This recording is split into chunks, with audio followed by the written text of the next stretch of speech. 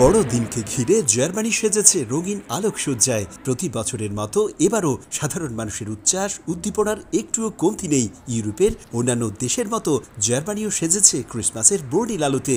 সন্ধ্যা নামতেই রাজধানী বার্লিনের মতো আলোকিত হচ্ছে জার্মানির প্রতিটি সড়ক, নগর কিংবা বন্দর। সবচেয়ে বেশি নজর কেড়েছে জার্মানির নর্থ রাইন ওয়েস্টফালেন অঙ্গরাজ্যের অন্যতম বড় শহর ডর্টমুন্ডে স্থাপিত বিশ্বের সবচেয়ে উঁচু ক্রিসমাস ট্রি, যেটির উচ্চতা ৪৫ মিটার, যার ওজন ৪০ টন। ১,৩৮,০০০ এলইডি লাইট দিয়ে সাজানো বিশাল এই ক্রিসমাস ট্রি দেখতে প্রায় প্রতিদিনই আসছেন হাজারো দর্শনার্থী। মন মাতানো আলোয় আমরা এতটাই মুগ্ধ যে জানি না কিভাবে অনুভূতি প্রকাশ করব।